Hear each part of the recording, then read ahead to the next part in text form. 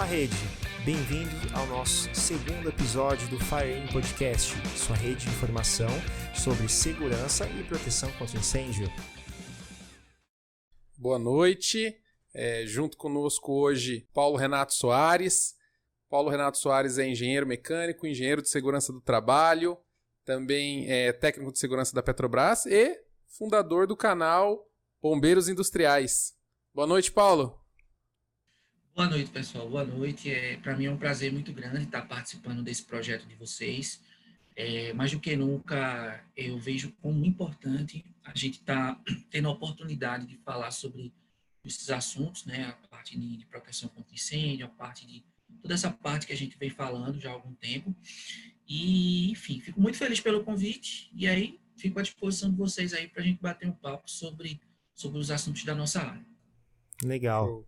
Paulo, antes da gente começar, queria lembrar a nossa audiência que esse podcast é uma produção, é um projeto totalmente independente. Todas as opiniões aqui geradas e produzidas, né, debatidas, são exclusivamente nossas, né, como idealizadores, e dos nossos convidados, não representando nenhum tipo de serviço ou assessoria especializada. Paulo, antes da gente começar aqui, conta um pouquinho para nós aí quem é Paulo Renato, um pouquinho da sua bagagem, formação, enfim, fica à vontade para se apresentar para a nossa audiência.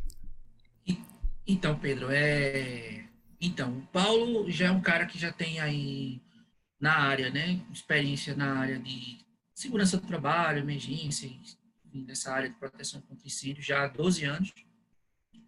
Eu comecei na área, né, como grande parte das pessoas começa como técnico em segurança, é a minha primeira formação. Foi minha primeira formação técnica, digamos assim, né? Concluí lá o ensino médio, fiz o curso técnico no antigo Cefet Recife, né? Que hoje, inclusive, se chama IFPE. E de lá para cá, tive a oportunidade de trabalhar em algumas empresas, como também prestar consultorias na área de segurança do trabalho. Até hoje, inclusive, eu faço.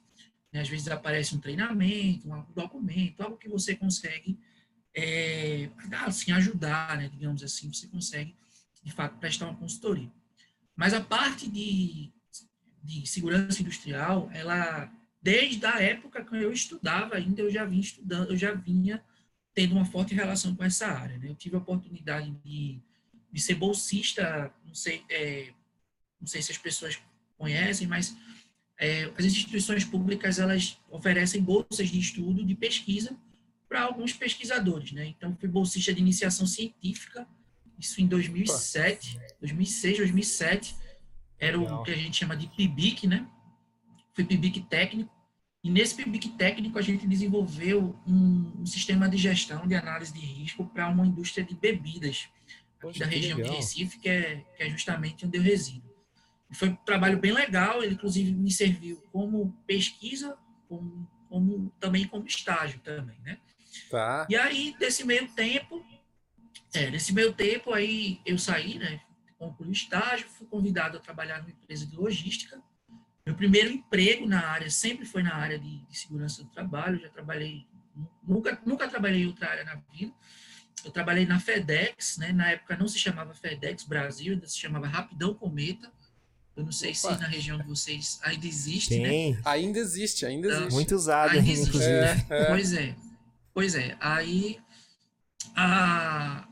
o site que eu trabalhava foi comprado pela FedEx, inclusive foi até legal, fiz parte da gestão de transferência e tal.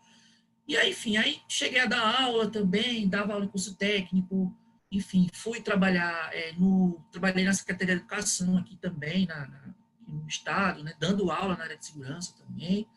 E aí eu entrei, de fato, na parte de emergência com maior foco a partir de 2012, foi quando eu entrei na Petrobras como técnico de segurança, né, acompanhei ali, acho que da metade para frente, a construção da refinaria Abreu e Lima, né, aqui em Pernambuco, e de lá para cá pude participar de muita coisa, né, desde a partida da refinaria, né, desde das situações também relacionadas às questões de emergência. Então, assim, é um aprendizado constante, né, sempre o profissional que trabalha na indústria, ele não adianta, ele vai estar todo dia aprendendo uma coisa nova. Enfim, nesse meio tempo, né? Nesse meio tempo, entre Petrobras, entre outras empresas, eu concluí a graduação em engenharia mecânica, depois fiz a depois eu fiz a pós-graduação em engenharia de segurança, né? Sou engenheiro de segurança também. E aí, as minhas formações mais recentes, né? Eu concluí um mestrado na Universidade Federal de Pernambuco, na área de riscos e confiabilidade. Inclusive, até hoje, né? Eu estou lá. E aí, agora, em março, no início de março, agora, eu comecei o doutorado. E aí, também na mesma área. Na né? área de riscos. Enfim, na área de riscos e confiabilidade. Na área de riscos, né? A gente tem esse mestrado, ele, na verdade, ele é de engenharia de produção, e dentro do grupo de engenharia de produção existe uma linha de pesquisa em riscos e confiabilidade em sistemas de produção, entendeu? Grande parte dos professores, eu já tive a oportunidade de trabalhar com eles, porque eles participaram lá na época do projeto da refinaria, então eu já conheci o trabalho. Então, assim, foi casado, né? Assim, foi algo bem, bem interessante, porque eles têm uma bagagem, né, muito, muito interessante. Então, para mim, foi muito, muito bom, né? Tanto poder estudar, né, digamos aí, cientificamente, poder desenvolver projeto, trabalho, né? Se aprofundar nessa área, mas também ver no dia a dia, né, a construção, enfim, tudo isso que a gente estuda. Como é que funciona essa parte de confiabilidade? Como que é a matéria realmente desse curso do mestrado que você faz? Você acaba estudando tecnologias, você acaba estudando conceitos, formas, entra, por exemplo, nas questões de MFA, né, que são os níveis de confiabilidade dos equipamentos, de índice de falhas. Como é que funciona? Vamos lá. Todos os programas de mestrado e doutorado no Brasil, eles têm umas disciplinas básicas, que a gente chama, um quadro básico, onde todos os alunos têm que cursar, e tem as disciplinas específicas, eletivas, optativas, enfim, cada local chama de um jeito. E aí, a gente tem disciplinas específicas, por exemplo. Né? No mestrado, eu paguei 2 disciplinas bem pesadas na área de confiabilidade. Né? Confiabilidade e também métodos estocásticos. Né? As 2 disciplinas elas se relacionam entre si. Confiabilidade vai muito nessa linha que você falou, né? Desde o MTBF, MTTF, as questões de índice de falha, taxa de falha. Só que isso aí é assim, algo, não vou dizer básico, né? Mas é algo assim, mais elementar, digamos assim. A gente vai mais a fundo ainda, entendeu? A gente ainda tem as questões de confiabilidade humana, que é uma coisa... Comportamento, bem, né? Das comportamental, pessoas. exatamente. Interessante. Tudo isso vinculado à parte de engenharia também. Né? Então, tem a parte de modelagem também, né? A gente faz a modelagem de um determinado sistema. Então, imagine lá uma determinada bomba, por exemplo. Então, como é que é a modelagem dela? De quanto tempo ela falha? De quanto tempo é as questões de manutenção? Enfim, a gente consegue fazer as questões preditivas, por exemplo, dos equipamentos, entendeu? Então, é uma área bem... É pesado, assim, né? É uma ciência, né, Paulo? É uma ciência. Confiabilidade, ela é uma ciência. Ela é considerada já uma ciência. Você agrega várias disciplinas, estatística, conhecimentos técnicos, manutenção, né? Junta tudo isso e traz para um plano, exatamente. É isso? Basicamente é esse o objetivo final, um plano, um planejamento da fábrica. Isso, você tanto pode ter a parte de planejamento em si, mas até dos estudos de confiabilidade, entendeu? Porque uma das maiores dificuldades nessa área é você obter dados. Então, muitas vezes, você tem que modelar os dados, você tem que modelar o comportamento de um determinado equipamento. E é algo mais difícil ainda. Né? Exige muito conhecimento, exige matemática, inclusive. Né? Muita matemática? Muita matemática. Aí alguns trabalhos aí bem, bem pesados que a gente teve a oportunidade de estudar e de elaborar também. Né? Então, são situações desse tipo aí. Nesse campo de estudo aí sobre confiabilidade, entre as questões de certificação SIL, por exemplo, SIL 2, SIL 3, esse tipo de conceito, né, muito utilizado até nos sistemas de segurança ou proteção contra incêndio, acaba entrando nessas disciplinas de confiabilidade ou não? Aí já é uma vertente diferente. Porque aí você já está muito mais vinculado à parte de engenharia de manutenção. Entendeu? Essa parte que você está falando aí, de certificações e tudo mais, eu vejo, né, inclusive a gente não tem esse tipo de estudo dentro do mestrado, mas ela é uma parte da gestão da manutenção, né? Que é a parte de gerente de ok. manutenção. Que aí vem a parte de certificação, aí junta, né? Porque você tem gestão da produção, gestão, engenharia de manutenção, enfim, são áreas correlatas, né? Elas se ajudam, mas a parte de confiabilidade não. Existem algumas empresas e algumas certificadoras, né, para alguns tipos de máquinas, por exemplo, né? Você tem bombas, você tem lá vasos de pressão, aí são diferentes, né? Você tem desde uma ASME, né? Você tem lá uma ANSI, né? Enfim, são instituições Entendi. que têm parâmetros específicos de confiabilidade, né? E aí elas fazem suas certificações. Ô, Paulo, uma curiosidade minha, né? Até primeiro, né? A primeira delas e quando surgiu aí o canal Bombeiros Industriais? Quando que veio isso aí? Quando que isso te tocou? Né? Qual foi o momento aí que chegou essa ideia? Então, Murilo, o canal ele surgiu de uma inquietação minha, porque assim, Opa! antes de entrar na empresa atual que eu trabalho, eu dava aula, né? E eu era aquele professor mesmo, assim, eu começava de 8 da manhã e até as 5 O da último tarde, minuto. né? Não tinha problema de dar aula na sexta-feira, no final de semana, curso, enfim. E aí, eu fiquei, né, um tempo ali meio vagando ali nas minhas ideias. E eu disse, cara, vou gravar alguma coisa aqui. E comecei a gravar em casa, sozinho, assim, com a câmera do celular. E aí, acho que um dos primeiros vídeos que eu gravei foi sobre acidentes ampliados, que era uma área de meu estudo, né, que eu já desde a época, como eu falei, né, já venho estudando há algum tempo isso aí. E aí, muita gente gostou. E aí, isso foi em julho de 2017. Foi mais ou menos foi em julho de 2017. Eu não lembro a data que eu subi o primeiro vídeo, mas o canal começou aí. E aí eu percebi que existe uma lacuna nessa área, entendeu? Então, assim, hoje você já tem alguns canais até maiores do que o meu, assim, que já tem mais vídeos, mais produção, mas que, assim, na época eu não tinha, né? Você não tinha conteúdo. Tinha referência, né? As pessoas, você não tinha uma referência. E eu comecei a falar e tal, né? E, enfim, as pessoas começaram a gostar, começaram a recomendar. Dentro da empresa que eu trabalho, as pessoas também começaram a comentar. E aí, enfim, começou, né? Começou nessa. De uns tempos para cá, eu tenho gravado poucos vídeos, né? Sendo bem sincero, assim. Acho que o último vídeo que eu gravei tem quase um mês.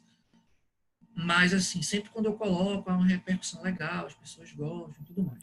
O que eu acho interessante do seu canal, Paulo, é que você acaba trazendo muitos vídeos ou até trechinhos ali de gravações de fatos realmente que aconteceram ali, uma filmagem até amadora, ao vivo.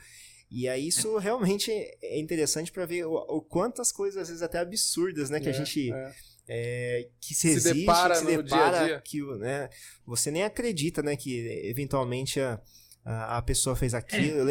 Eu lembro de um dos vídeos que tem no seu canal, acho que a pessoa usou uma PET com gasolina para fazer um maçarico, né? Esse é interessante. Acho que com a alta do gás, né, do botijão de gás GLP, o cara fez ali a vaporização da gasolina, né? Foi um acidente. Na época do. Até contextualizando isso aí, na época do início da pandemia, né, no ano passado, eu escrevi um texto sobre os cuidados, né, do uso do álcool 70 em casa, já que foi liberado, as pessoas nem sabem, né? Muitas pessoas nem sabem, mas o álcool 70 líquido que a gente tem hoje, em qualquer lugar onde a gente vai, ele não poderia ser vendido comercialmente, né? Você só encontrava em frações, eu acho que era de 50 ml, se eu não me engano. E em Pequeno, né? farmácia. É pequeno. Hoje você tem supermercado, né? Eu lembro E dessa aí, briga que a gente tinha aquele álcool 92, 96 para acender a churrasqueira, e aí ele foi obrigatoriamente, ele teve que ser gel, né? E aí o álcool líquido é só 42, 46, não sei o número, né? por aí. Eu lembro desse fato. E aí, logicamente, né? Além do uso do álcool, você teve agora o aumento do gás, né? As pessoas estão usando meios diversos para ter o recurso, né? Que é o fogo. Né, o fogo, né? O que eu preciso é ter o fogo, né? Só que aí aquele método lá não foi o mais adequado, né? E aí muitas vezes as pessoas me mandam esses vídeos às vezes E, Paulo, comenta aí, joga alguma coisa lá no teu Instagram, né? Faz algum texto lá, ou então até no LinkedIn mesmo, né? Porque muitas pessoas desconhecem os riscos, né? Então, grande parte da nossa população, ela desconhece o risco. E aí, né, tem essas coisas aí, esses meios alternativos, digamos assim, né? Que acabam gerando acidente. Eu tenho um ponto aqui, Paulo. Eu tava dando uma olhada no seu LinkedIn e aí na descrição do seu perfil você colocou um trecho interessante, me gerou curiosidade. Na verdade, eu nem sei o que é. Você colocou que você também trabalha com realidade virtual voltada para a segurança de processo. Cara, o que é isso? Dá Então, cara, um panorama. Dá um bisu. Um dos vídeos mais, acho que assim, que eu tive uma visualização mais rápida no canal, assim, no curto trecho de tempo, foi inclusive um vídeo falando sobre isso. Lá no mestrado, eu desenvolvi, no mestrado que eu fiz, né, aqui, o meu trabalho, ele foi desenvolver um jogo piloto para treinamento de brigadas de emergência, entendeu? Então, para isso, eu utilizei da realidade virtual. Eu, assim, né, e assim, a questão do mestrado, o aluno de mestrado, né, às vezes até as pessoas têm essa visão que é um cara descansado ali, que só faz estudar, mas muitas vezes o cara faça você mesmo. Então eu comprei um curso online, aprendi a mexer num programa, né, que é o Unreal Engine, criei um jogo piloto, não é lá aquela maravilha toda, mas tem fogo, tem alarme, Olha, tem que toda a legal. atenção que uma pessoa vai ter. E aí eu construí esse piloto e fiz um teste com alguns colegas lá da Petrobras, onde eu trabalho, né? Foram 10 pessoas testadas, todos eles acharam bem interessante a aplicação. O que é que acontece, né? O que é que motiva, o que é que me motivou a fazer esse trabalho? Muitas vezes, as emergências industriais, elas têm um aspecto de elas serem de baixa frequência, certo? Então, por exemplo, todo dia você vai ver gente que cai de altura, gente que se corta, gente que leva uma queda. Todos os dias você vê esse tipo de acidente. Já um grande acidente como essa semana, como a gente estava comentando aqui antes de iniciar, sobre o acidente da Indonésia, por exemplo, aqueles tanques que pegaram fogo, não é todo dia que você teve, né? O último acidente em tanque noticiado, né, de grande repercussão, ocorreu em 2015, na Ultracargo. Né? Não sei se vocês lembram lá, na Baixada Santista. Então, assim, é de baixa frequência. Então, como é que eu vou treinar o cara, o brigadista, para um evento que tem baixa frequência? Então, a realidade virtual, ela ajuda nisso, entendeu? Olha, que interessante. Então, quando eu aproximo o cara do jogo, né? Quando eu pego um determinado evento, reproduzo ele dentro de um jogo e faço com que uma pessoa interaja, isso faz com que ela se aproxime do possível evento que ela pode enfrentar no real, digamos assim, né? Na realidade real, digamos assim, não na realidade virtual.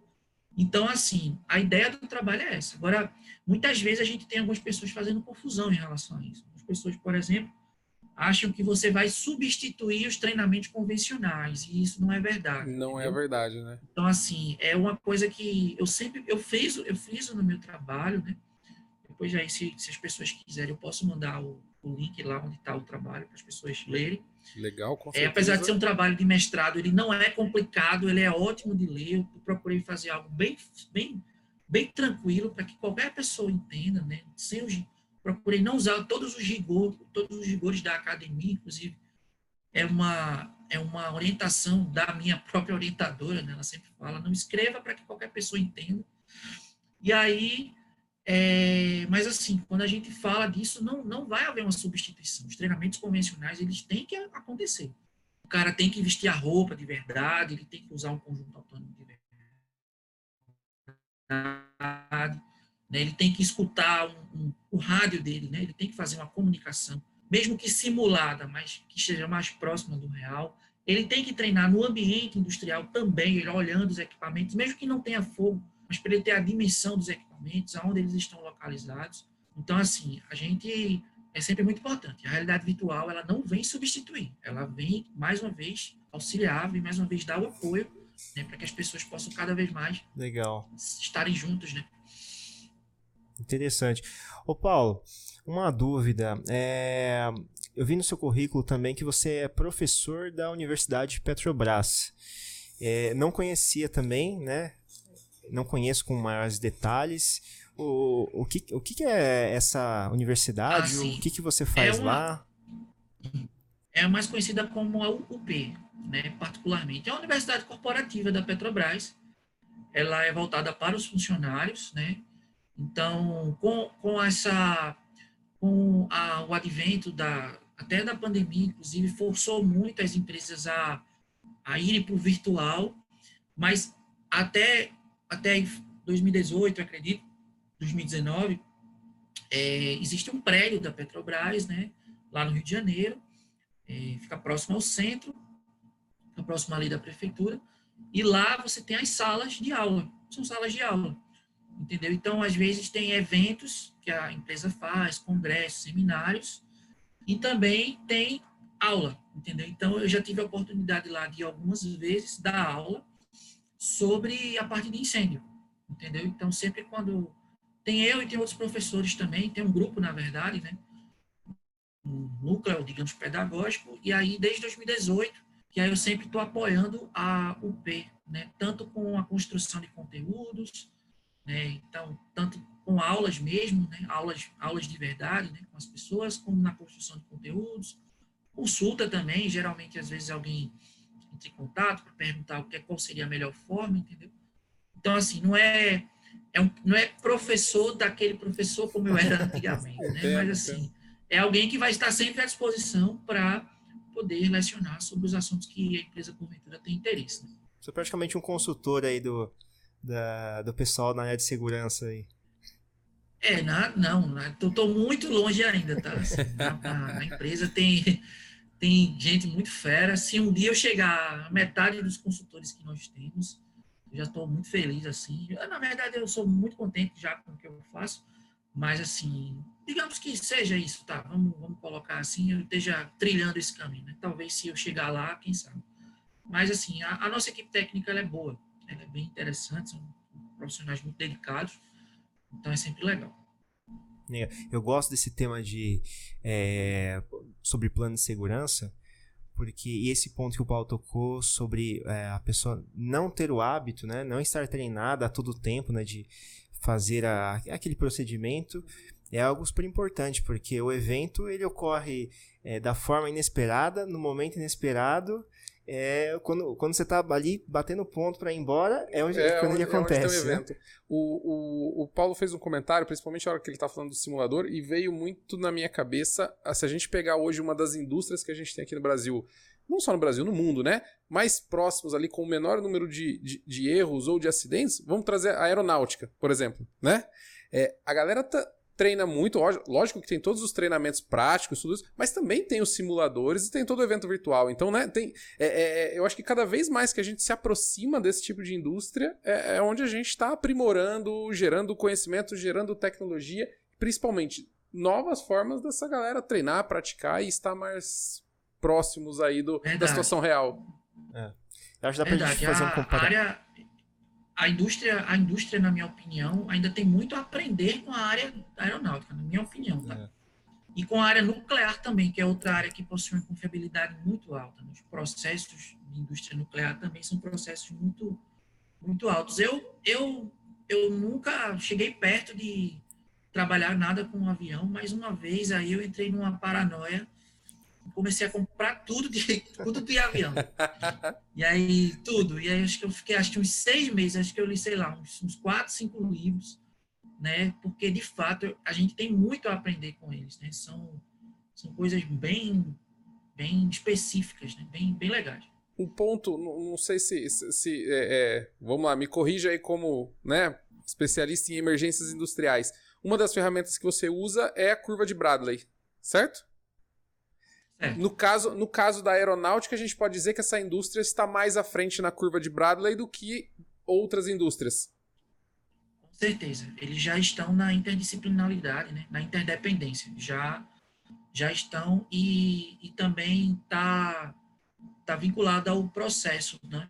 O processo que a responsabilidade, né, é muito grande. Eu estava uma vez, um dos textos que eu estava lendo, isso é inclusive normativo na empresa, né? O mesmo profissional, ele não faz a manutenção da mesma aeronave, por exemplo. Então, o profissional que faz a manutenção não é o mesmo que vai fazer a checagem da manutenção anterior. Mesmo que eles até sejam inferiores em termos de... não estejam no mesmo nível hierárquico, né? Mas não existe isso, né? Então, há uma redundância muito grande nas questões de aviação, que, de fato, a gente tem que aprender. E aí, aquela coisa, né? É um processo muito interdependente. Lógico, há falhas, você está trabalhando Sem com dúvida. pessoas, são com passíveis a falha, que podem estar vindo de casa lá com seus problemas, né? Enfim, e aí acabarem aqueles problemas ali no momento ali de uma atividade, né? Mas entenda que na curva de Bradley os profissionais de aviação, eles com certeza já são interdependentes. Legal. Essa questão do fator humano, principalmente na disciplina de confiabilidade ou processos nos planos de emergência, é algo difícil, né, de ter o tato ali, né, de ser palpável. Vamos criar esse procedimento, que esse procedimento vai atender a todos. Eu acho que o fator humano acaba sendo o maior desafio, né? Porque a parte técnica, às vezes, você precisa fechar essa válvula. Ok, né? Vai lá e cria um procedimento, né? Escreve o procedimento. Tem um indicador lá, tira uma foto, cola, pronto. Mas e o fator humano, né? Será que aquela pessoa realmente vai seguir os protocolos? Vai seguir o passo a passo? Como que fica o fator emocional, né? Por exemplo, numa situação de emergência real, né? Como que eu calculo isso realmente dentro do plano de emergência, na hora que eu tenho que pensar em como criar o plano e o que vai estar ali contido dentro desse plano de emergência?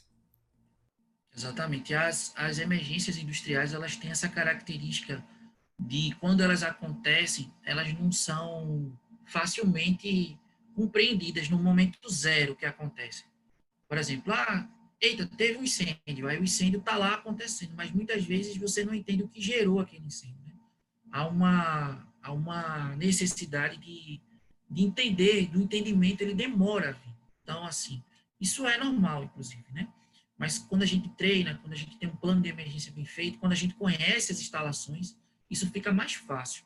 Agora, também tem uma outra característica, que o fator humano, ele está muito vinculado à emergência, né, às emergências industriais, é que, como muitas vezes acontece explosão, grandes vazamentos, a mudança de característica do ambiente, ela é muito abrupta, ela é muito bruta, ela é muito forte, né? Então, você está vendo ali um negócio que estava... né, eu fui almoçar, o negócio estava inteiro. Quando eu chego lá, não tem nada. E aí, que né? eu faço? Tá tudo pegando fogo, tem gente correndo, tá? O rádio não para de chamar, as pessoas confusas, né? Então, isso também é um fator bem forte, no fator humano, bem que impacta muito na atuação, né, do profissional de emergência. Você tocou num ponto, e aí eu tive algumas experiências de participar de alguns incêndios, principalmente em tancagem, né, ali no combate. E esse que você falou, assim, encaixa sempre com o discurso quando a gente chega e vai conversar com as pessoas. O mais recente, numa tancagem em Minas Gerais, o que o pessoal comentou? A brigada, o time que foi treinado para abrir as válvulas, não abriu, que se assustou com o barulho da explosão, com o rompimento do teto do tanque, correu e foram os caras da mecânica que foram lá abrir válvula. Então, assim, é muito comum ouvir esse tipo de coisa. E, consequentemente, Paulo, em alguns ambientes, eu vou agora caminhar um pouquinho mais para o mercado de usina, aqui em São Paulo, até onde a gente está, que a gente acaba tendo mais contato. O que acontece? Exatamente, quem vai operar o sistema normalmente são pessoas que não são aqueles caras que foram treinados porque sempre tem alguma eventualidade, essas pessoas não estão... Aí abrem válvula errado, abre uma coisa ou outra, sempre sai alguma coisa fora do script e o sistema não funciona devidamente. Então, assim, isso eu já me deparei com algumas coisas. E aí tá totalmente ligado com a sua área de estudo, né? Essa parte do comportamento humano, certo? Isso é verdade. Saber o que fazer, né? Ele é muito importante. E aí a gente vai, né? A gente já pode... volta no assunto da realidade virtual, né? Da aproximação... Já, então, assim, você vê que são coisas muito, muito correlacionadas, de fato. Ô, Paulo, quero trazer um ponto aqui, esse é um pouquinho polêmico, hein? Vamos lá. Vamos lá. Existe uma divisão, acho, de opiniões sobre, principalmente quando eu vou fazer o combate, né, em sistema. Pode ser em tancagem ou outros tipos de combate com agentes extintores. Faço o combate com todo o meu sistema automatizado ou faço apenas manual? Vamos lá. No ponto de confiabilidade, o que é melhor? O que é que a gente preconiza? O que é importante preconizar é sempre evitar a exposição da pessoa. Você sempre, independente. É porque, assim, você tem o bombeiro estrutural, o bombeiro militar, vamos chamar assim, né? Ele tem uma característica um pouco diferente da nossa. Por quê? Porque ele é aquele cara que ele tem que entrar no prédio. Ele precisa entrar no prédio para pegar uma pessoa, para tirar uma pessoa de uma situação de risco. Então, ele se expõe ao risco. Na indústria, você não pode fazer isso. Eu não posso me expor a uma nuvem, eu não posso me expor a uma nuvem de gás, por exemplo. Né? Eu não posso me expor a uma radiação térmica. Então, o que se preconiza primeiro é a segurança da equipe, certo? Então, assim, se você tem a possibilidade de ter um sistema automatizado que você consiga manter a confiabilidade, né, ele consiga ser mais ágil, digamos assim, e você já comece a atuar de imediato, ele sempre vai ser melhor.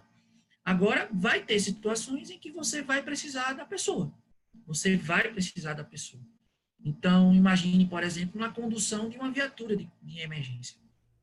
Eu preciso da viatura, ela precisa chegar lá, entendeu? Então, exerce alta pressão, existe risco, há uma necessidade de orientação daquele condutor e da equipe que vai tripulada na viatura.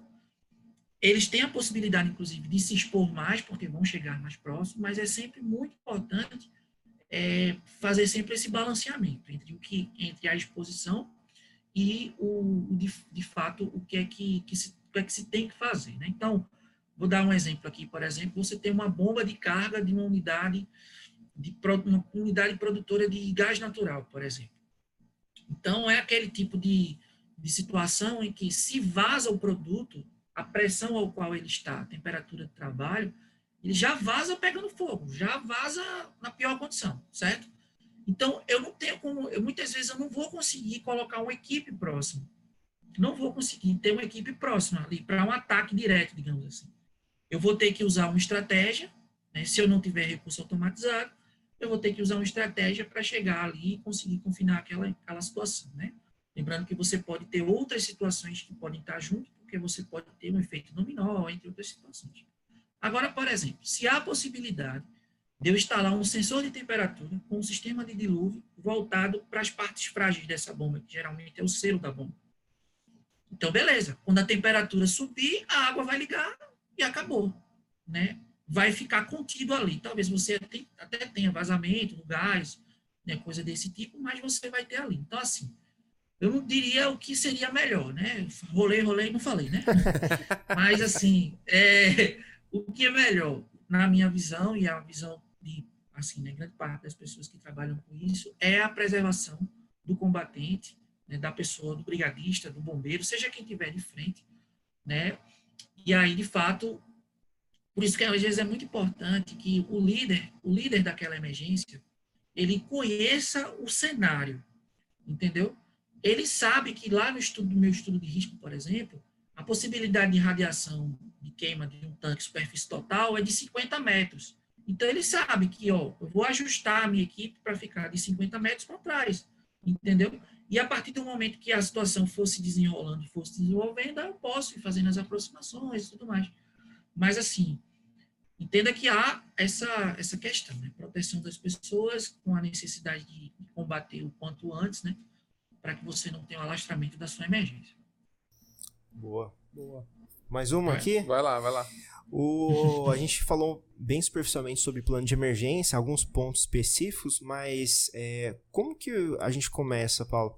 Quero fazer um plano de emergência para minha empresa ou para meu comércio. Eu entendo que a indústria é um pouquinho mais rigorosa, né? Mas como que por exemplo, um pequeno comerciante ou alguém que tem um mercado, por exemplo, pode fazer um plano de emergência que seja bacana, realmente funcione, da onde que eu começo, o que que eu tenho que avaliar. Lógico, a gente não precisa abordar todos os pontos aqui, mas dá um panorama geral de o que é e como deve ser feito. Vamos lá. Eu costumo dizer que a mãe do plano de emergência é a análise de risco. Quando a gente fala em análise de risco, as pessoas, a análise de risco parece algo do outro mundo, né? Mas não é. Por exemplo, a gente faz análise de risco a todo momento. Então, por exemplo, eu procurei chegar em casa hoje, chegar mais cedo, né, para poder me organizar, ligar o computador, ver a câmera e tudo mais, né? Então, veja, eu analisei o risco anteriormente de não conseguir chegar, então eu me antecipei ao risco, saí um pouco mais cedo de onde eu estava, para poder estar aqui com vocês, por exemplo, certo? Então, da mesma forma, a pessoa que tem um pequeno comércio, ela deve entender aonde que são aqui dentro no meu comércio, no meu armazém, no meu mercado, onde é que estão os riscos aqui? Eu tenho o risco de tomar um choque num freezer, por exemplo. Eu tenho o risco de ter incêndio no meu depósito lá, onde eu armazeno meus materiais, entendeu? Então, eu acho que o plano de emergência, ele parte a partir disso. Então, lógico, você, primeiramente, né, no todo plano de emergência, você começa identificando os perigos, determina uma causa, né, a consequência e o que você vai fazer. Então, tudo isso não precisa ser técnico de segurança, engenheiro da NASA. Não, qualquer pessoa faz isso. Né? Uma criança, ela faz isso. Ela sabe que se ela descer de uma cama, de um sofá, se ela se jogar, ela se machuca. Então, ela faz o quê? Ela desce de costa, né? As crianças, elas já têm nenhuma criança se joga, ele já entende a percepção do risco, né? Então, ele fez aquela análise de risco ali, ó. Qual é o meu risco? Eu caí. Se eu cair, qual é a causa? É a altura da cama, qual é a minha consequência? Eu vou cair no chão. Então, qual é a minha medida preventiva? Eu vou descer devagar, eu vou chorar, enfim, né? Vou espernear aqui para meu pai me colocar no chão, entendeu? Então, assim, eu sou pai recente, né? Meu filho tem 1 ano e meio, e eu observo muito ele, né? E ele tem essa característica, né? Que ele é muito, muito levado, mas ele gosta do perigo, sabe? Ele gosta e aí ele tá sempre ali, ele mesmo jogando, né? Então você tem que mostrar ele ali, né? Mesma coisa para qualquer pessoa. Futuro nós bombeiro? somos assim, Oi? Futuro bombeiro? Não sei. Eu não sei se ele vai querer ser um bombeiro, enfim, mas o que eu acho que a gente pode começar é de uma boa análise de risco. Então, identificados os seus perigos, o que possivelmente você pode fazer para que aquele perigo não se transforme na consequência que você disse que poderia se transformar, e aí você começa a estabelecer as medidas, né? Medidas preventivas. Podem ser diversas, né? Desde sei lá, poxa, eu tenho muitos equipamentos elétricos aqui, que tal se eu distribuir melhor a malha no meu prédio? Ou então, se eu instalar, rever os aterramentos, instalar dispositivo DR, né, o diferencial residual, entendeu? Então, muitas coisas podem partir dessa discussão. Né? A pessoa mesmo. Agora, também, isso é uma coisa importante, Pedro, é que a pessoa ela tem que se conscientizar, né? Ela tem que entender. Porque um dos maiores problemas que a gente tem, isso não somente no pequeno, não, tá? Na grande empresa lá, você tem. Na NASA, você tem isso. É a questão da percepção, que é uma coisa muito pessoal,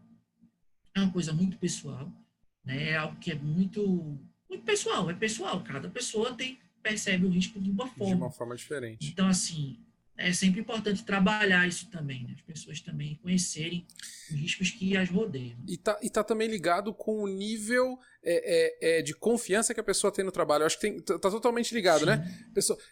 Vamos lá, o piloto de Fórmula 1 tá muito mais sujeito a bater o carro do que aquela senhorinha motorista que usa o carro só de domingo, né? E olha no retrovisor 300 vezes por segundo, né? Enfim, eu acho que tá totalmente ligado, né? Mas também, às vezes, há uma certa soberba, né? As pessoas, elas ignoram, excesso né? de confiança. Excesso de confiança. Excesso de confiança. Já faço isso aqui toda hora e nunca vai acontecer, né? E aí, às vezes, no pior momento acontece. Quer ver um caso tipo checklist? É. Checklist é um caso, acho que eu preencho checklist toda hora. Todo dia, toda hora. Não, aqui, não preciso mais, né? Chega um ponto que a conta vem, né? E aí a conta vem, exatamente. Por isso que revisão de checklist é algo importante, né? E outra coisa também é que o checklist ele seja feito por mais de uma pessoa, né? Então, em algumas empresas, Interagir. na aviação tem isso, né? Na aviação há isso, né?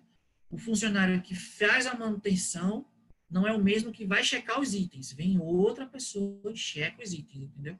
Para ver se ele cumpriu, né, o que aconteceu. Algumas empresas na indústria existe um que a gente chama de verificação de conformidade de padrões, né? Que é uma chamada VCP.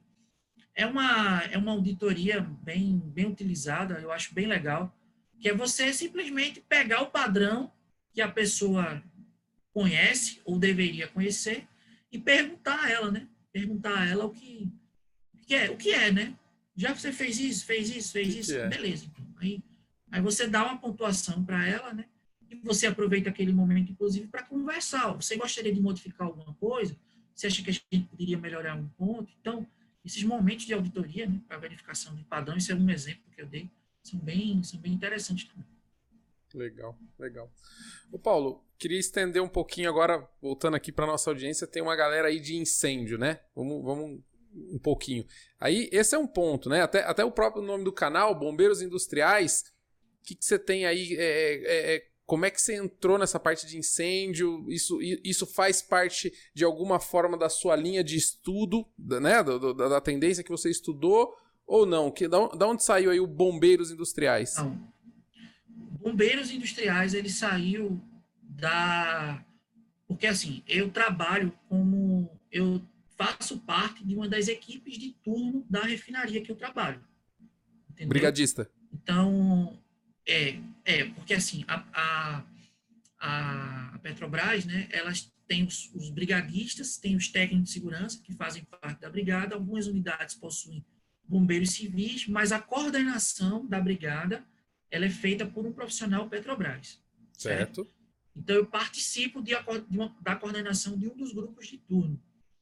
Então, a formação de bombeiro industrial ainda não existe no Brasil, apesar que a gente tem a Nossa, revisão interessante. Interessante, da norma exato. da ABNT agora há pouco, né, que incluiu essa nomenclatura através de uma formação específica, só que algumas empresas, inclusive, contratam com essa nomenclatura, né, mas ainda não é algo bem específico, entendeu? Então, se você olhar lá nos Estados Unidos, por exemplo, você tem uma norma NFPA lá, esqueci o nome, acho que não lembro agora, não vou conseguir lembrar o título dela, mas você tem formação de bombeiro para a indústria, né? Então, é específico para isso. Então, assim, como eu tenho contato direto com o dia a dia da emergência, lembrando que o dia a dia da emergência ele não está só ligado a atendimento à emergência, está ligado a toda a estruturação, né, desde a questão de manutenção dos equipamentos, as questões de recebimento dos equipamentos, né, você tem a parte também de acompanhamento de serviços que você possivelmente tem algum tipo de risco, né? Serviços de solda, serviços de Trabalho altura, quente, serviços que geral. há necessidade de montagem de um sistema de resgate, por exemplo, entendeu? Então, isso contempla toda a atividade, né? Não que a gente as pessoas, é só emergência. Não necessariamente, né? Tem algumas empresas que o profissional de emergência ele está ali só para atender a emergência. Mas na maioria delas, não, porque o cara vai lá, faz um teste de um equipamento, né, ele acompanha a manutenção de um determinado equipamento, enfim, um turno, digamos assim, ele, dependendo da condição, né, da organização, é um turno bem atarefado, né, bem desgastante até às vezes. Não é simples, não. O cara tem que gostar muitas vezes, né? Então, trabalha à noite, né? Tem dias que Tem o você trabalha à noite, turno. tem dias que você trabalha feriado, né? Eu vou trabalhar, por exemplo, a gente está gravando agora, né? Essa data, a gente vai ter a Semana Santa agora, eu vou trabalhar na Páscoa, entendeu? Não tem isso, né? Tem que manter a prontidão, é uma das coisas básicas, né? Da questão de emergência, a prontidão, então vai ter que ter um profissional lá. Tá. E aí eu até fiz essa pergunta já para enganchar exatamente com esse caso que a gente tá nessa semana, acabou até falando antes, né, do incêndio ali na Indonésia. Uma informação, lendo as notícias, que me chamou muita atenção e algo que a gente sempre brincou aqui na nossa região, querendo ou não, a gente mora perto da refinaria de Paulínia, né? É aquela ideia assim, nossa, se aconteceu uma emergência catastrófica na refinaria, toda a cidade, toda a região, né, vai sofrer com as consequências e tal. E eu vi que nesse sinistro na Indonésia, eles evacuaram toda a população da periferia da refinaria, certo? Cerca de 900 pessoas e enfim, né? E todo o desdobramento. Isso para vocês têm isso mapeado dentro do plano de emergência? Vocês calculam ali a periferia que tem essa abrangência? Como é que funciona isso na prática, Paulo? Então, isso geralmente é uma cobrança geralmente quem faz essa cobrança é o órgão ambiental. Ok. Então, o órgão ambiental, ele vai te fazer essa cobrança, geralmente, tá? Mas, por exemplo, São Paulo, a gente tem um trabalho muito forte da CETESB, né? A CETESB trabalha muito próximo das empresas, tá ali cobrando e tudo mais, planos de emergência e tudo mais. Você, nas questões das emergências em si, basicamente você faz 3 estudos, né? Existem outros, mas eu vou, para tentar resumir aqui, você geralmente faz um estudo de dispersão de gases, e aí você leva em consideração, né, de acordo com o vento, condição de chuva, né, se é manhã, se é noite, se está de manhã, se está à noite. Altitude. Você leva diversas condições, né, e aí aí tem estudos com fluidodinâmica, né, enfim, tem aplicativos e tal, tem muita coisa já simulação feita, normalmente virtual, e aí você né? você consegue estimar em quanto tempo uma nuvem de gás de um determinado equipamento, levando em consideração o inventário do equipamento, aquela nuvem pode atingir uma comunidade próxima, entendeu? Da mesma forma, isso eu falei de gases, mas você pode ter efeitos de explosão, que a gente chama de sobrepressão, né? Que é aquele efeito aquela pressão, né? O pessoal popularmente chama aquele impacto. Sim. Então, que pode destruir prédios, que pode, enfim, ter todas essas questões. Então, imagine uma esfera de GLP, por exemplo. Se ela explodir, certo? Aonde aquela sobrepressão vai alcançar? Aí, logicamente, você faz estudos de pressão, né? Por exemplo, você pode utilizar alguns parâmetros. Por exemplo, se você tem 10 megapascais de pressão, você tem a possibilidade de destruir um prédio, entendeu? Um mega, eu acho que é mega, não lembro a unidade agora. Se for 1 megapascal, por exemplo, você tem o estilhaçar dos vidros. Então, por exemplo, isso a gente vê muito naquele incêndio de Beirute, por exemplo. De Beirute, eu ia usar esse exemplo. Beirute que a gente teve no ano passado. Então, você tem um vídeo, né, que é até uma mulher, ela se joga com 2 crianças e o vidro balança, né? Aquele ponto ali da explosão, ele está a 10 quilômetros do foco da explosão. 10 quilômetros. É muito longe. Então, veja que é longe. Você vê o alcance que pode chegar. Né? Aonde pode chegar. E outra coisa também que se avalia, né? Eu falei de dispersão, geralmente são nuvens tóxicas, sobrepressão e também a parte de radiação térmica. E aí também você leva em consideração alguns parâmetros, né? Então, você tem parâmetros de quilowatts por metro quadrado, e aí para cada tipo de parâmetro você tem uma ação diferente nas pessoas. Por exemplo, com tantos quilowatts por metro quadrado, você tem a possibilidade da pessoa ter queimadura de 3º grau, né, ou morte, a partir de tanto, 2º grau, 1º grau, e aí você vai avaliando de acordo com o tamanho da tua emergência, entendeu? Então, perfeito. Um incêndio numa tancagem daquela, uma coisa que me chamou muita atenção é que os 4 tanques na Indonésia, os 4 pegaram fogo, né, de uma vez só. Então, eu não sei se houve uma falha primeiramente, né, confinar o incêndio no primeiro, né, ou então até uma falha de projeto distanciamento, que fez com que eles tivessem muito distanciamento, que fez com que eles estivessem muito próximos, entendeu? Então, assim, quando é identificado, aí o que acontece? Se você pegar a NBR 1519, né, fala sobre plano de emergência, se há a possibilidade de, na sua análise de risco, no seu estudo, você ter a possibilidade que a gente chama de extramuro, né, de atingir pessoas fora da circunvizinhança da empresa, elas têm que ser incluídas no plano de emergência, e aí você tem todos os procedimentos de alarme, né, de deslocamento de recurso, você tem a necessidade de envolvimento de órgão ambiental, defesa civil, né, e tudo isso aí, entendeu? Então, assim, as empresas hoje, o que é que elas fazem, né? Elas procuram, nos seus projetos, não dependerem, não terem a possibilidade de atingir eventos fora, entendeu? Então, tem empresas aí, né? Eu acompanho construções fora, que às vezes a local de produção, ele ocupa somente 1/3 do terreno total. Justamente para que você não tenha isso, né? A gente está tendo construído a construção, né? Não sei se vocês estão acompanhando a construção da maior refinaria do mundo, na China. Eles vão produzir 1 milhão de barris por dia, né? Produção de 1 milhão de barris por dia. São 3 Replan, praticamente. Que não é uma refinaria pequena, né? Replan não, é gigante. A Replan é a maior do sistema Petrobras. É a maior. Né? É a maior do sistema Petrobras. Então, você tem 3 Replans, né, numa mesma área. Então, assim, um acidente uma cidade, ocorre, né? há uma possibilidade, né? É uma cidade. É muito grande, muito grande. A Replan já é bem grande. Bem grande. Né? E aí, imagina... Já tive a oportunidade na Replan de 2 vezes aí. Já tive a oportunidade 2 vezes de estar na Replan. E, de fato, ela é bem grande. E aí, como você quebra esse efeito em cadeia, né? De uma área muito grande que eu tenho vários riscos próximos, e aí um risco pode chamar o outro, e o negócio vai se alastrando de uma forma sem controle, né? Exato. E no caso da tankagem ali da Indonésia, eu acho que o Paulo frisou bem, ali também, quando eu vi o vídeo, a minha análise também foi a mesma, tá, Paulo? Eu vi todos os tanques. Eu vi gente falando 6, vi gente falando 4. Eu confesso que os vídeos eu não consegui identificar quantos tanques são. Também, né? Mas enfim... A minha análise foi a mesma. Deve ter alguma questão de distanciamento, algum ponto ali falho no projeto, alguma coisa para que o calor causou ignição do combustível vizinho. Eu também procurei bastante, vários sites, se a gente encontrava alguma informação sobre o que causou esse incêndio.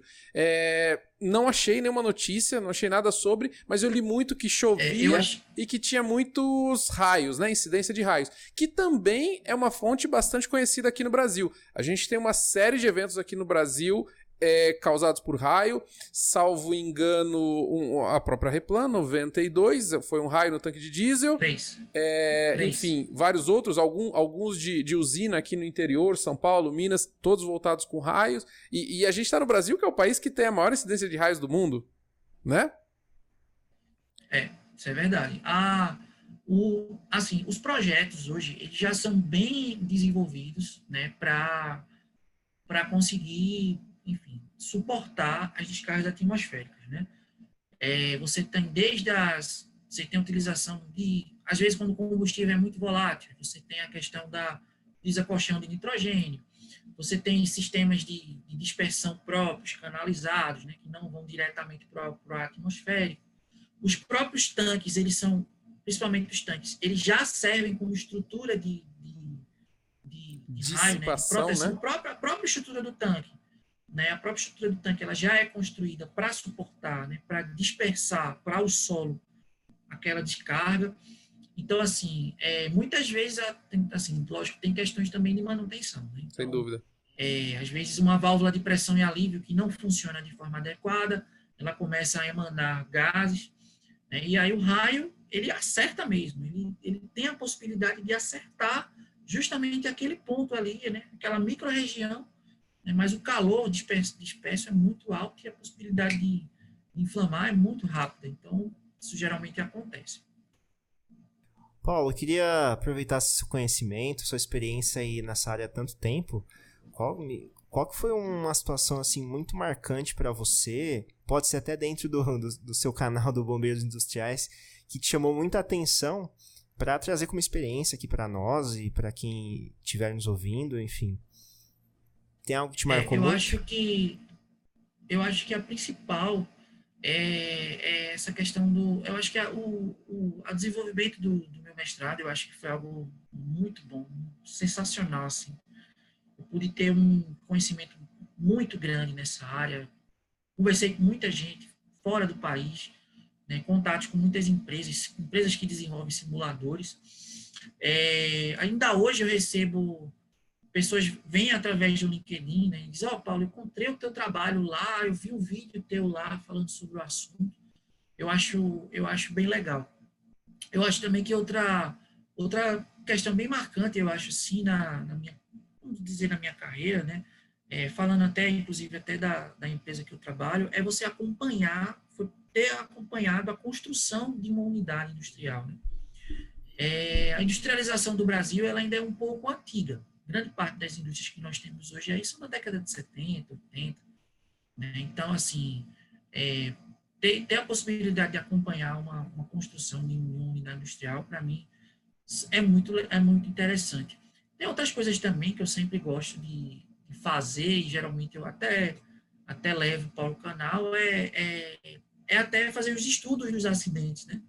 Você ter lá um acidente, jogar lá no canal, as pessoas gostam, né, dos meus comentários, porque de fato é muito restrito, né?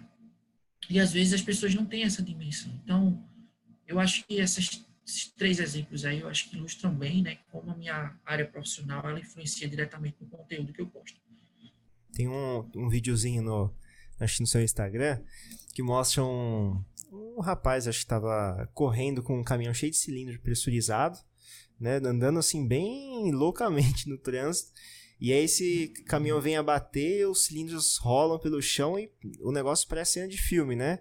Cilindro voando, parece vira um míssil o negócio, e é algo assim, você olha e fala assim, nossa, não acredito, parece efeito especial, né? E não é, né? E acontece mesmo, né? Assim, são demonstrações ali que realmente a segurança ela é importante para que a gente consiga ali manter tudo no seu devido lugar, sem nada explodindo. Eu aproveitei até e fiz uma enquete, né, sobre esse vídeo lá no Instagram. Muita gente participou, acho que deu uma participação boa, assim, quase metade dos meus seguidores responderam, né? Eu perguntei o que era o evento, né? Que evento é esse, né? Se era Blave, se era incêndio em nuvem, se era não sei o quê, né? Enfim, comecei a gerar alguns questionamentos e vi que as pessoas têm muitas dúvidas sobre os eventos em si, né? As pessoas confundem, o que é um Blave, o que é um fireball, né? Um bola de fogo, o que é um boilover. Um boilover. Como são eventos muito característicos da indústria, né? Isso de qualquer indústria, tá? Não necessariamente indústria petroquímica, mas qualquer indústria. Qualquer indústria que armazene um tanque, que tem um vaso de pressão, né? Um refeitório, né? Um restaurante que possui gás, que possui cilindros canalizados, né? Que possui sistema canalizado de gás através de um cilindro, pode passar por todos esses eventos que eu dei exemplo no vídeo lá, né? Dos cilindros que rolam, né? Desde um blade, né, justamente aquele que o cilindro vira um míssil, né, explode e vira um míssil, né, desde uma bola de fogo, que é quando você tem o rompimento da estrutura e o gás vaza, né, incendiando e forma-se aquele cogumelo, né, ou até um vazamento que você tem um posterior incêndio, né, que a gente chama de incêndio em nuvem. Legal, né? Nossa, quanta coisa. Quanta coisa. Hoje o evento aqui foi uma aula. Um caminhão de informação aqui. Eu preciso anotar aqui para deixar o professor. Bom, estamos já caminhando para o encerramento, certo? Primeiro, queria pedir aí para todo mundo nos apoiar nas nossas redes sociais, YouTube e LinkedIn, são as principais. E também, quem puder aí acessar a gente pelo aplicativo do iTunes, pelo Apple Podcast ou também pelo Spotify. No iTunes especificamente tem lá o botãozinho para avaliar, classificar, deixar o comentário, é muito bom, ajuda ao nosso conteúdo chegar muito mais gente. E, obviamente, né, poder disseminar conteúdo com todos aqui. Bom, Paulo, como é que você se mantém informado? Qual que é a sua dica de leitura ou dica de informação aí para nossa audiência? Vamos lá. Eu compro livros, né? Geralmente estou sempre comprando livros. De uns tempos para cá, não que eu não tenha estudado a parte de emergência, eu continuo estudando, tá? Estudo, entro em contato com normas, pego normas, literaturas, livros, mas eu tenho estudado um pouquinho mais a fundo a parte de segurança de processo. Porque a gestão de emergência ela é um dos pilares da segurança de processo E aí eu estou tentando ter mais conhecimento sobre a parte de segurança de processo. Justamente essa parte que estuda as questões desses eventos, né? Incêndios, explosões, grandes vazamentos. Mas eu me mantenho informado. Uma ferramenta que eu uso muito é o YouTube. Eu tenho um canal no YouTube e é uma ferramenta que eu me informo também. Então, eu procuro algo, procuro em outras línguas, inclusive, né? Às vezes dá uma dificuldadezinha de entender, eu jogo ali uma tradução simultânea para tentar compreender. Tá? Eu também costumo acessar sites diversos, os nomes diversos. Então, geralmente é assim que eu me mantenho informado. Uma coisa que acontece muito, que é muito bom nas redes sociais, que inclusive eu pratico, é você ajudar o algoritmo a te ajudar, né? Então, se eu começo a pesquisar algo sobre alguma coisa, vai chegar um momento que ele vai só me dar aquilo. Exato. Então, assim, as pessoas muitas vezes não têm essa dimensão. Uma coisa que eu também costumo fazer é conversar com as pessoas também, tá? Então, eu trabalho numa empresa que acho que tem 60 anos, né? A Petrobras tem mais de 60 anos.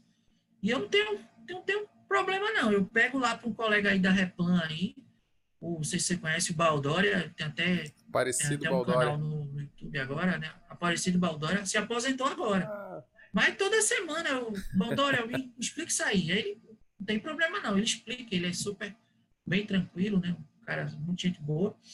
Aposentou há pouco, né? Inclusive, está entrando na área também de consultoria. Legal. Enfim, é uma outra forma também de informação. Sem dúvida. Né? Então, o Baldória é um exemplo, tá? Uhum. Mas, assim, eu converso com muita gente, né? Muita gente da empresa. E de outras empresas também, não somente da empresa que eu trabalho. Show de bola. Legal. Muita informação, muito conteúdo relevante aí. Obrigado pela participação mesmo, Paulo. É muito importante, né, pessoas como você que entendem, né, o valor, a importância, né, desse trabalho, né, que a gente está tentando divulgar conhecimento aqui para o Brasil todo, né, sobre segurança, né, proteção contra incêndio. É como você falou no começo, existe uma lacuna, né, que precisa ser preenchida, e o seu canal, né, do Bombeiros Industriais, né, quem sabe a gente também consiga ajudar um pouquinho nesse projeto. Paulo, como é que o pessoal consegue te achar nas mídias sociais, aí, LinkedIn, Instagram? Fica à vontade para colocar aí. Divulgar os seus canais. O canal Bombeiros Industriais, muito fácil. Tem Paulo Renato Bombeiros Industriais. Pode jogar lá no campo de busca, você encontra facilmente. Você vai ver o meu rosto lá, que não é lá muito bonito, então é fácil de encontrar. Geralmente, ultimamente eu tenho usado muito o Instagram, né? Assim, lógico, eu procuro, não tenho aquela quantidade de publicações, de stories e tudo mais, que geralmente as pessoas fazem, mas eu sempre procuro responder a todo mundo que entra em contato, tá? Às vezes a pessoa não quer entrar em contato através de uma rede social, que é um negócio mais formal.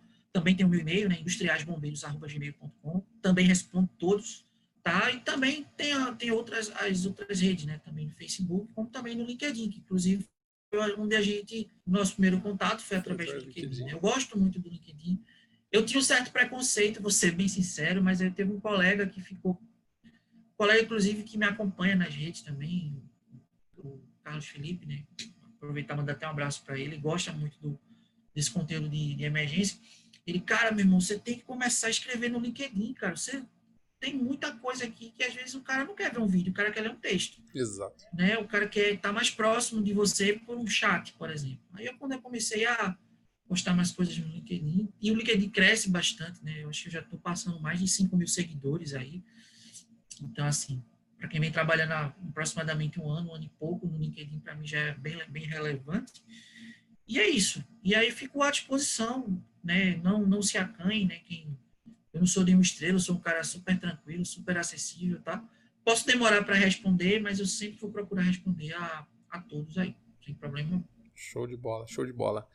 Bom, é isso aí. É isso. Obrigado para todos que nos acompanham nesse segundo podcast, com o primeiro convidado, né, Paulo? E ficamos por aqui. Até a próxima. Tchau. Valeu. Paulo, obrigadão. Obrigado pela força. Tchau, galera. Valeu. Valeu, galera. Valeu. Obrigado, Paulo. Valeu, até mais. Um abraço. Valeu. Valeu, um abraço.